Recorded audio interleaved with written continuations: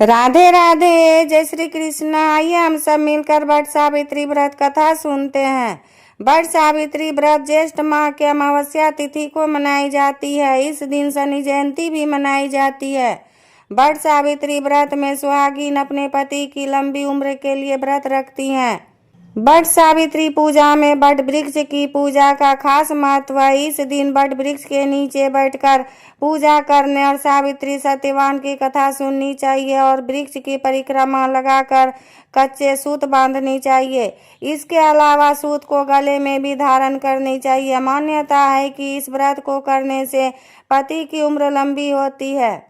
राजश्री अश्वपति की एकमात्र संतान थी सावित्री। सावित्री ने वनवासी राजा धूमतसेन के पुत्र सत्यवान से विवाह किया था, लेकिन जब नारद जी ने उन्हें बताया कि सत्यवान की आयु आधी है, तो भी सावित्री ने अपना फैसला नहीं बदला और सत्यवान से विवाह कर ली। सावित्री सभी राजमहल के सुख और राजवैभव त्याग कर सत्यवान के साथ उनके परिवार की सेवा करते हुए वन में रहने लगी।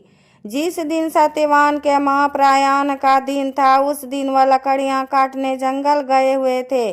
अचानक बेहोश होकर गिर पड़े। उसी समय यमराज सत्यवान के प्राण लेने आए। 3 दिन से उपवास में रह रही सावित्री को पता था कि क्या होने वाला है, इसलिए बिना विकल हुए उन्होंने यमराज से सत्यवान के प्राण न लेने की प्रार्थना की, लेकिन यमराज नहीं माने। तब सावित्री उनके पीछे पीछे ही जाने लगी। कई बार मना करने पर भी वह नहीं मानी, तो सावित्री के साहस और त्याग से यमराज प्रसन्न हुए और कोई 3 वरदान मांगने को कहा। सावित्री ने सत्यवान के दृष्टिहीन माता पिता के नेत्रों की ज्योति मांगी, उनका छीना हुआ राज मांगा और अपने लिए 100 पुत्रों का वरदान मांगा।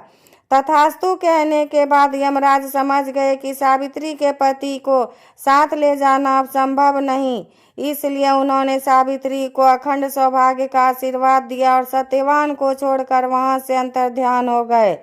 उस समय सावित्री अपने पति को लेकर वट वृक्ष के नीचे ही बैठी थी, इसलिए इस दिन महिलाएं अपने परिवार और जीवन साथी की दीर्घायु की कामना करते हुए वट वृक्ष को भोग अर्पण करती हैं, उनकी पूजा करती हैं, परिक्रमा लगाती हैं, उस पर धागा लपेटकर पूजा करती हैं। इस प्रकार वट सावित्री व्रत कथा संपूर्ण हुआ। राधे राधे, जय श्री कृष्ण।